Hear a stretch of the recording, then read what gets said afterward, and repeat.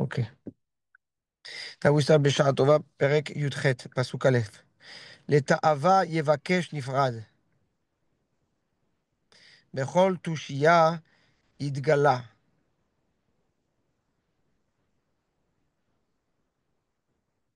The one that is nifrad, that is separated, יבקש לתאווה.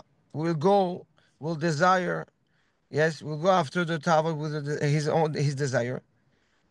בכל תושייה יתגלה. Basically, he will expose himself to all.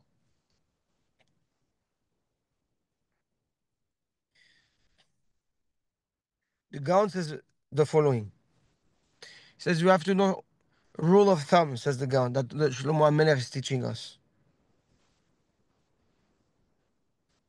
When a person departed from the Torah, separates himself from the Torah, automatically his nefesh, his instincts wakes up and pushes the person towards what the instinct desires, which is ta'avot.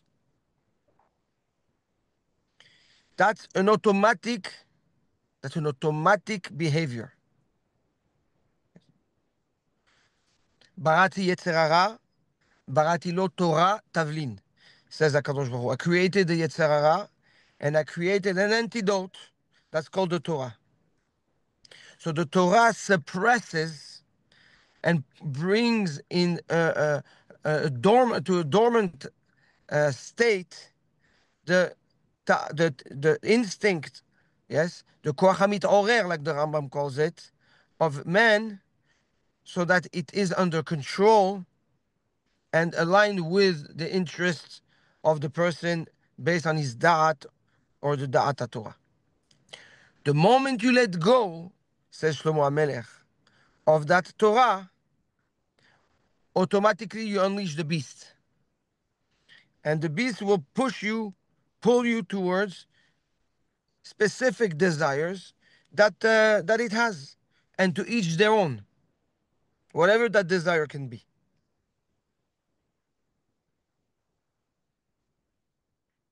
And here the Ramban, the Gaon adds another hidush. He says that the Torah breaks the ta'ava.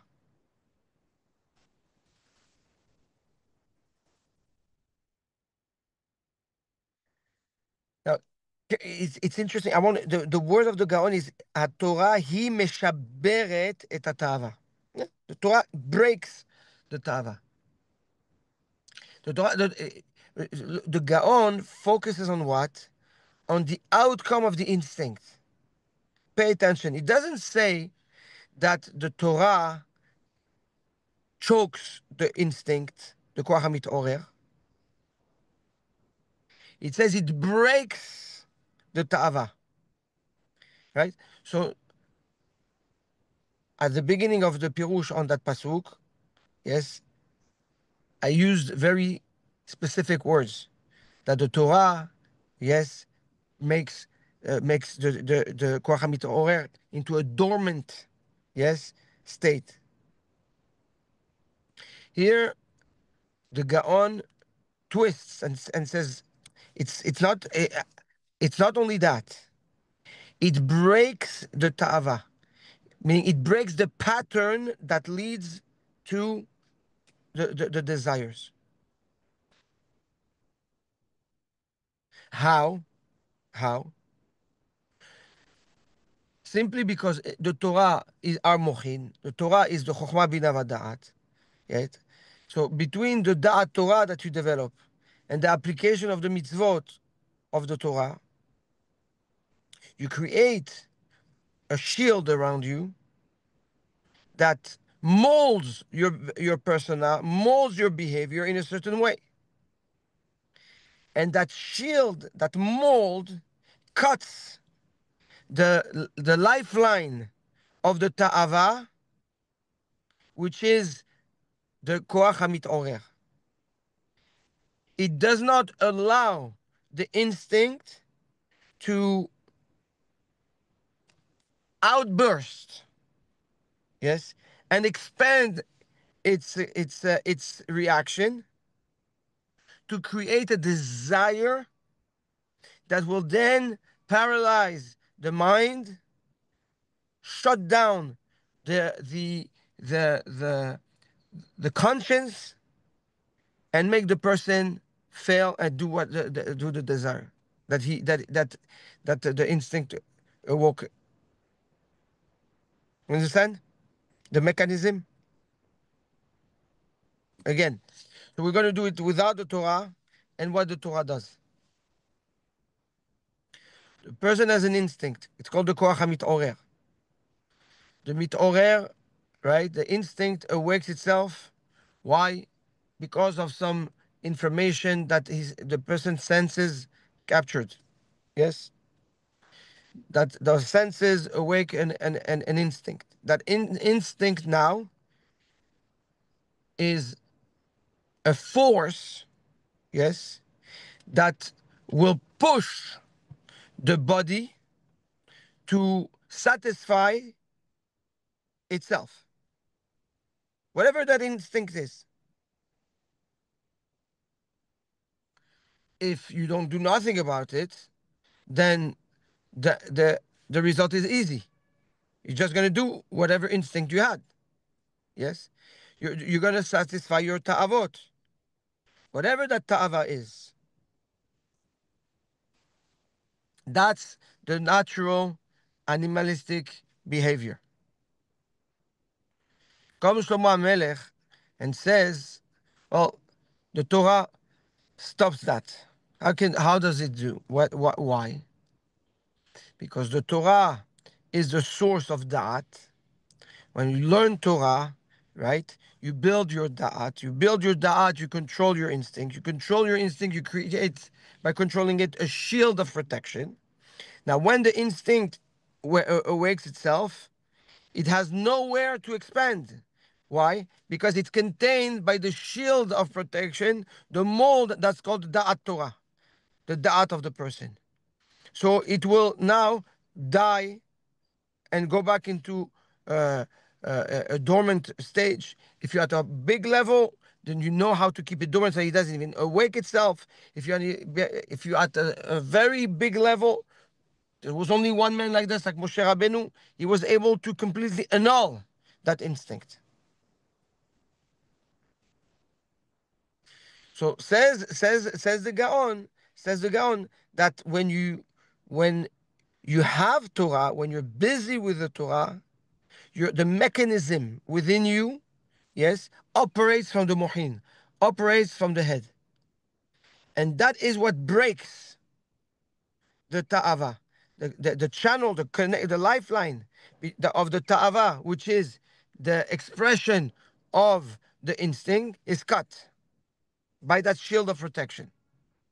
The moment you let go of that shield of protection disappears, and now the instinct can outburst, and the ta'ava be fulfilled.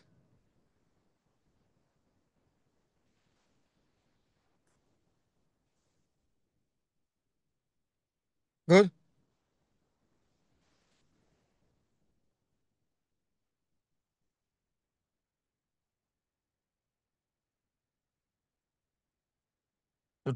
Rabbi David Elaluf, Yizacher Letov, taught us from this pasuk. This is a clear point of reference. When a person has ta'ava, when a person is challenged by a desire, it's a clear sign that is not connected to Torah. That's the Gaon clear, black and white. Because when you're connected to Torah, yes, there's no ta'avot. That means if there's ta'ava, there's no Torah.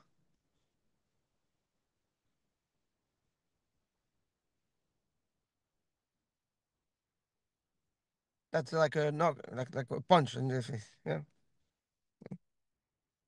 a good one.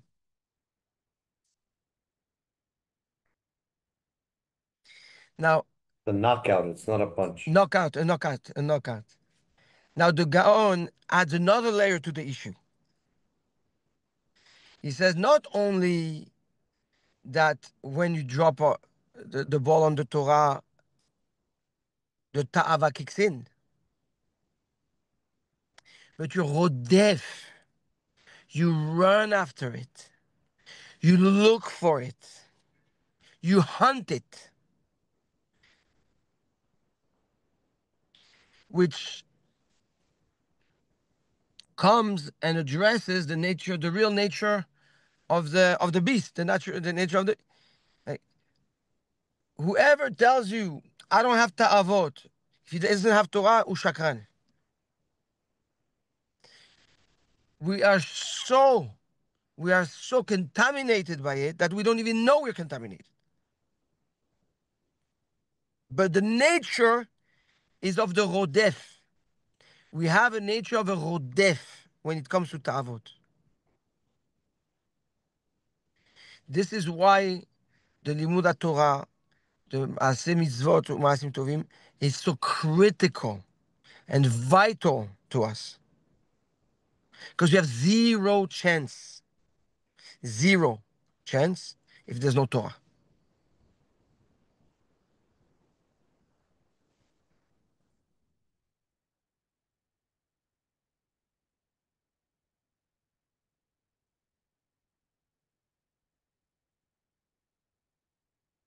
That's לתאווה יבקש נפרד. Right? The nifrad, the one that separates, mevakesh. He asks, right? He runs after the ta'ava.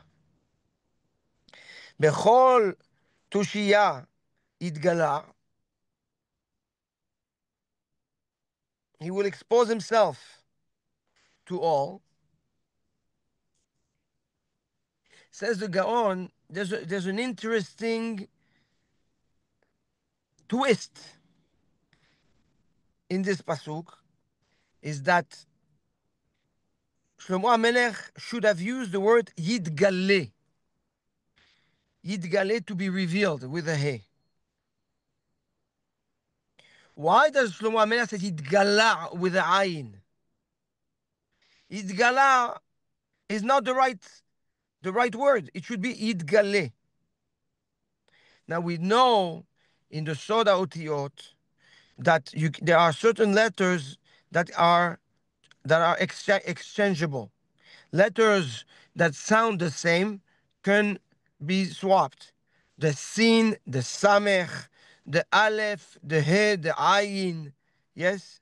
These are letters that interchange for a very specific reason. This means that there's a secret that that Shlomo HaMelech has installed, has sparkled by changing the he with the ayin. Says the Gaon like this. The Shlomo HaMelech wants to tell you, be'emet bechol tushiyat yitgale. He's going to expose himself to all. When you take the he and you make it ayin, you emphasize the effort of the Gaon, right? The easiest letter is a. Then you do a more effort, it's he. If you need to do a bigger effort in the same category of the letters, you have to do ah. So it's the aleph in exponential level, right? In an intense version, yes, but not intense to the level of he, an intense to the level of ayin. Meaning to say like this, that this person, when he doesn't have the Torah and he's now rodef, he runs after the ta'avot, meaning his life is controlled by ta'avot, he will expose his foolishness, his behavior of ta'avot, to everybody, to the most ridiculous and blunt way possible. Meaning he will be so exposed, yes, that everybody will sense it Everybody will see it. It will be itgale ayin. You will see it from the eyes. You don't even have to see the behavior come through to the end. The way the person acts, the way he talks, the way his body language behaves, you know already that is a Baal Ta'ava.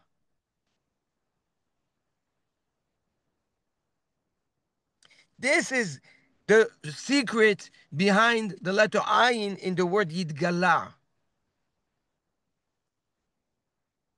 התגלות יותר גדולה.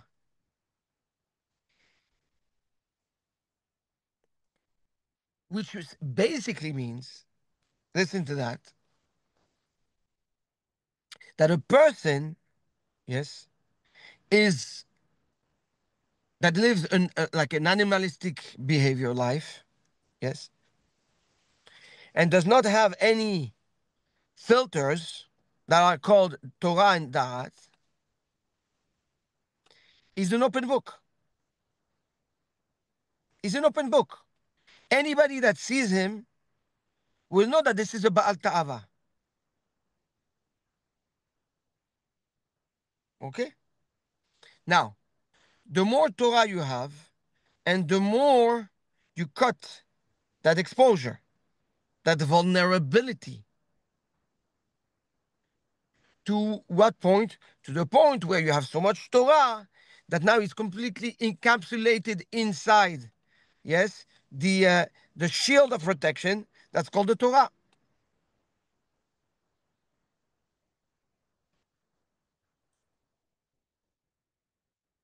What is my hidush?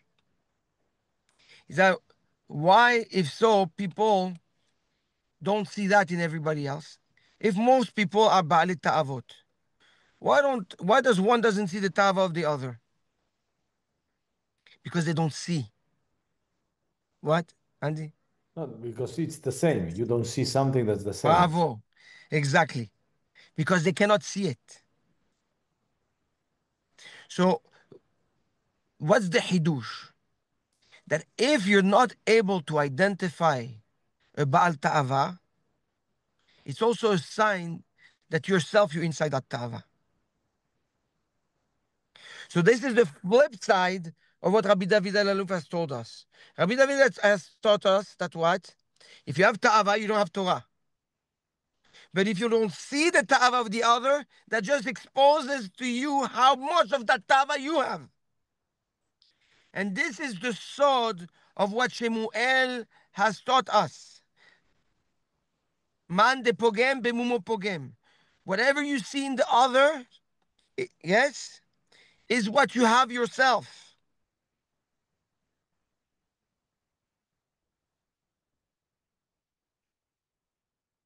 Ken? It maybe is the same reason why you see a rabbi or a chacham that you feel the kedusha, because there you see it. Dehainu, explain. You are a balta. I'm a baltava. So when you see a rabbi, it's not the same as you because another baltava you don't see. Yes. But when you see a Yes. rabbi, you see kedusha, you see Torah, and you. Yes. Yes. Emet. Emet.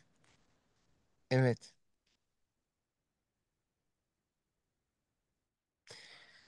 Here Shlomo Amelech exposes the vulnerability of men and the vital source of protection of the Torah.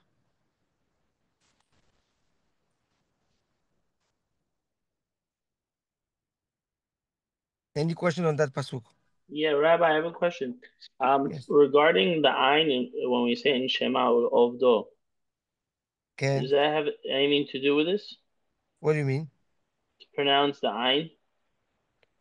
I don't understand. Ulovdo? It, yeah, in Shema, the Sidurim say to make sure to pronounce the No, ayin because properly. if you no, because he said ulovdo without the ayin is milashon aveda. You lose him. So you have to say ulovdo to serve him. It's different. Okay, בסדר, Pasuk kavhe. Sorry, Rabbi. Sorry, bet. Mechia. Yeah. The ayin here leads us back to Baal Ta'ava. The ayin in Baal Ta'ava. Is that what it was? The We said, ayin. yeah. Yeah. No, yes, to come and tell you that the exposure, meaning the Baal Tava, is so exposed, yes, that even you don't, he doesn't even have to do an action of Tahava that you already can detect his Baal Tava. Like he's so lost, he's so far that just by looking at him is a Gilu Ain. By the eye, you detect already that he's a Baal Ta'ava. You don't have to analyze his behavior or his speech or check him out. From the ayin, From the essentially. Ain. Yes. From the ayin. Okay, that's what it is. Ken. Yidgale Ain. It's get? It's revealed by the eye.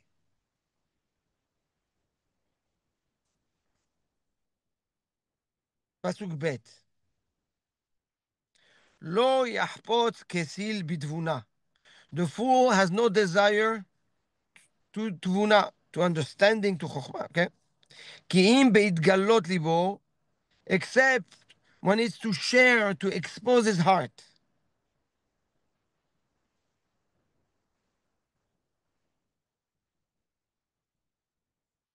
Says the Gaon, another flaw, yes, of the Ksil.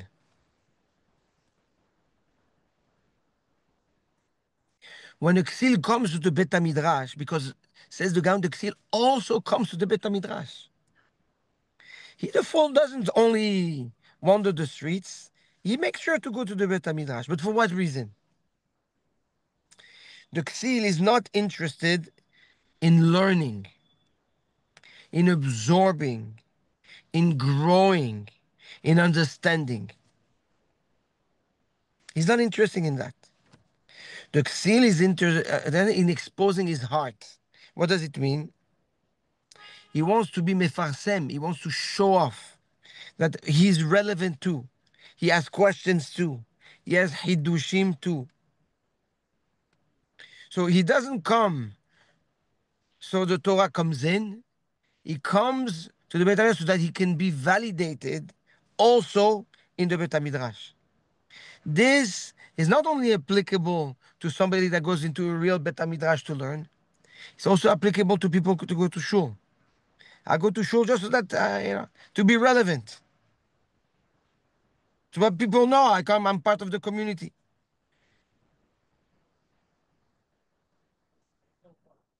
The Ksil focus is his immediate satisfaction, his ego, his emotions. He needs to be validated. He needs to be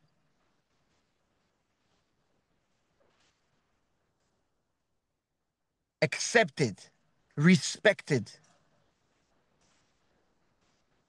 Therefore, he will go to the Bet HaMidrash, but not for the right reason.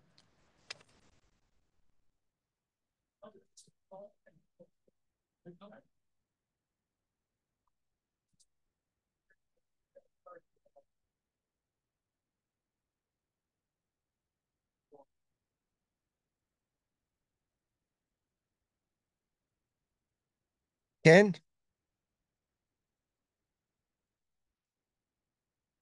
Pasuk Gimel. Bevo Rasha, when the Rasha comes, Gambuz is to also to be mevazeh, to belittle. Ve'im kalon herpa, and he comes with kalon, with rog and herpa and busha.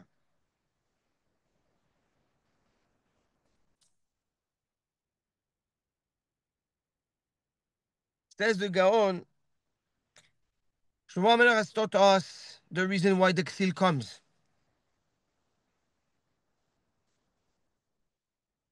Now Shlomo HaMelech tells us why the Rasha comes to the Bet HaMidrash. Because says the Gaon, the Rasha also comes to the Bet HaMidrash. Why? The Rasha, when he comes to the Bet HaMidrash, is coming so that he can hear a mistake that somebody makes and build off that mistake a contradiction, an anti, a fight, and so and and through that be able to be mevazeh, to belittle, right? To throw down, to bring down the Torah and the Chokhmah. From the beginning, the only reason of the Rasha, when he comes to listen, is in order to hurt, in order to break. That's the only reason he comes. And this is not only inside the Bet HaMidrash. This is also a valuable lesson in life. Sometimes the fool comes just to be validated. Validate him, v'shalom al Yisrael.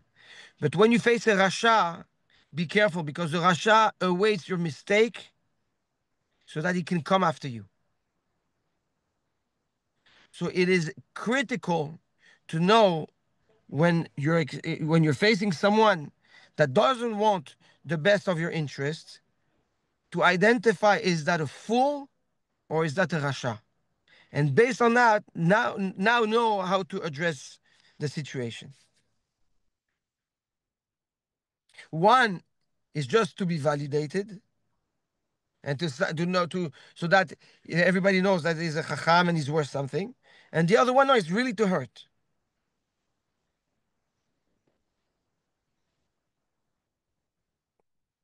Ve'im kalon herpa, when the Rasha comes with him kalon ve'bizayon, like disgrace, mahloket, balagan comes with him.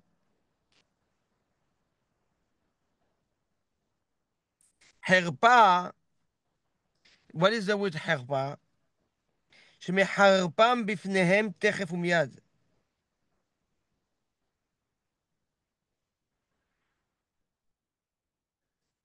He weakens.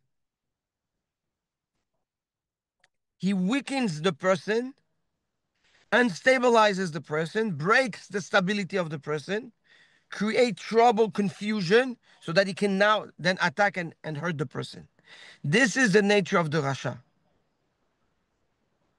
He's not going to come and punch you right away.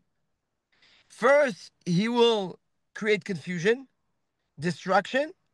Yes, that's the herpa. And techef umiyad, he comes, boom, and then he attacks. Vezeu ve'im kalon herpa. So the kalon, the distress, the balagan comes with the herpa. It comes with that confusion that the Rasha creates.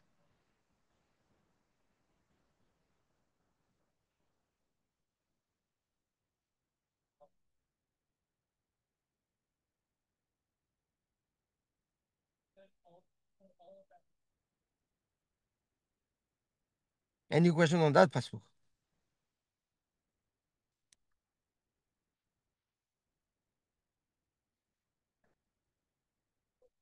Yeah, but honestly, see, I'm gonna keep it. I'm like, I don't know.